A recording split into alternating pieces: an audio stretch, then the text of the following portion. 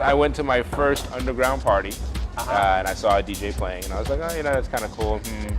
And then from there, I just was slowly introduced to friends that had turntables, but they were playing house.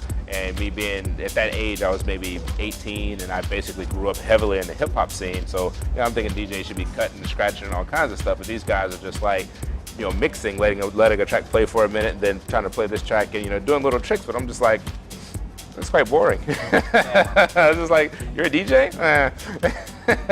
Little did I know, like a few months later, a friend of mine, they played a CD. It was Bob Sinclair, Visions of Paradise. And I really liked that CD a lot. And when I heard it, I was just like, man, this is the kind of music I should have been listening to my entire life. Like, this is some good stuff. It's like disco-y, funky, and it has the bass that I like. It has everything that I like about music in one song. Great. Well, a buddy of mine happened to have the vinyl of it. And he let a friend borrow it, and this friend came over with a mixtape one day, and he was like, hey guys, I got this mixtape. Why don't you guys peep out this mixtape? And we're just like, we don't want to hear it. He's just like, all right, fine. And he goes in the other room, puts it in, and just turns it up so that we can hear it. And then he comes back in, and then I realize, I'm like, hey, that's that CD that I have in my car. And then I started hearing the mix, and I'm just like, hey, you did that? He's like, yeah. And I'm just like, you got to show me how you did that. It's just like, that was awesome. It's like, I like this song and I like this song, but with the CD was not a mixed CD. It was just, played per track. And so he basically took the whole CD and started mixing it up, via vinyl. And boom, that was it. That was it. It's like, all right, that's it. Got to be a DJ. That's awesome. The one thing that I like about DJing today versus DJing in the past is how just, cause I used to go into record stores daily, until they told me, hey, it's nice that you come every day, but the new releases only come out every Wednesday or Thursday. You should come on those days and catch all of the new stuff. If not, like, everything's gonna always be the same. Like, we don't really get anything new, and we don't buy old records or anything. So it's like you can keep going through all of the old stuff, but once you've been through it once, that's it. And it's like, so I literally was in the store that much to where I would go through all of the new stuff, and then I finished all of the old stuff.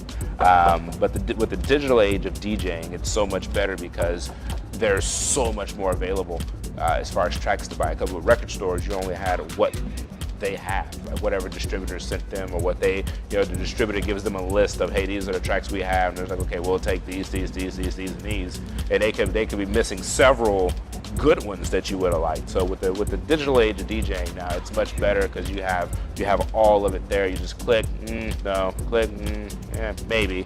And you can kind of put it to the side, and when you're done, go back through and listen to what you liked. And at the same time, it's better because you get it's easier to shop the same genre. Whereas when going to the record store, once again, the guys, they're ordering what's off of this list. One could be disco house, one could be funky house, the rest could be like all deep house, and then these last few could all be progressive house. Nothing really. They get, you see what I'm saying? So there's only like one funky house track out of everything that they ordered for the week. Well, I definitely, when I mix, I definitely like to make my mixes sing, so to speak. When they lock in, I like them to, I like each track to complement the other track. And so I mean, that's still very much the approach that I take. I want to build a groove, and take people through that groove that's going to take them up and then down and then up and then level them out and then back up and then down again. And just having people grooving throughout the set. Typically, when I do house, it's fairly straightforward. Just more or less use your ear. What's gonna, this song may have this one little element that's also in this song, so it makes mixing it a bit easier because maybe it's the same harmonics.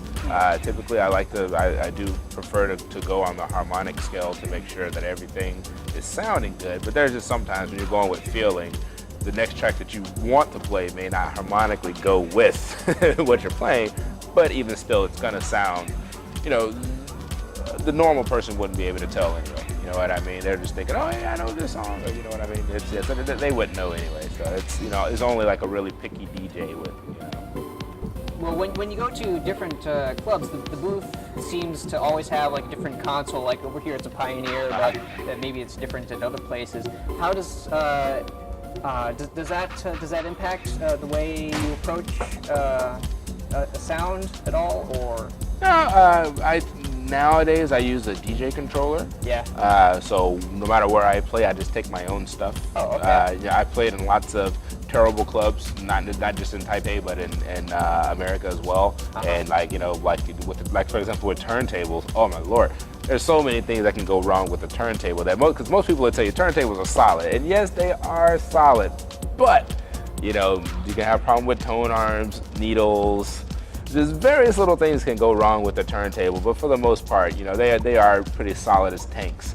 But yeah, so I prefer to take my own gear to play, especially if it's you know, light. You know, if it's heavy, maybe I'll go and use whatever the club has. But like I said, I've been in so many places where the CDJs are like half broken and the mixer's rusted, and it's just like, oh man, really?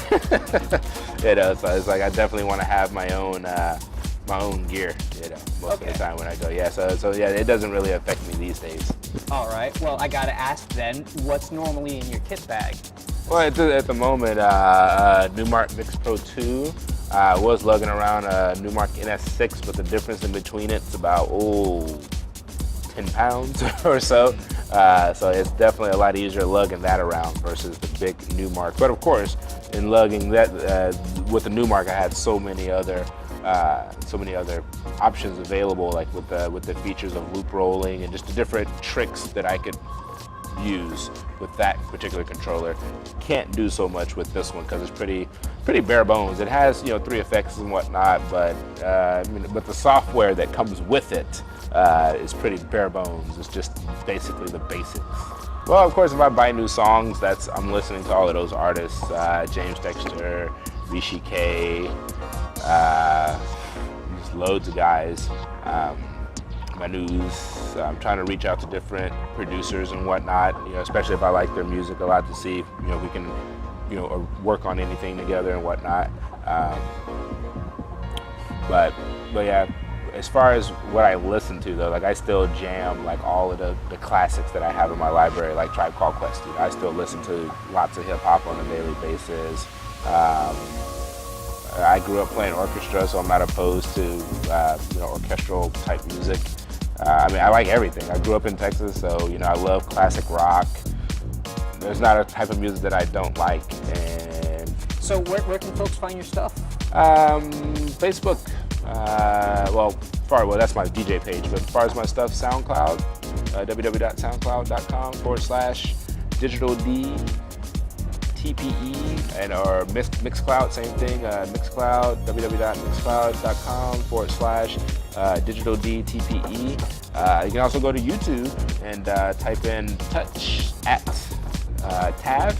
We have like 20-30 videos of we do live DJ sets, and some of them are individualized, like with just me or just my DJ partner, but most of them have myself with a special guest DJ and my DJ partner, and it's like, you know, 3-4 hours of house music, you know. Yeah, so that's just YouTube Touch at Tab with the at.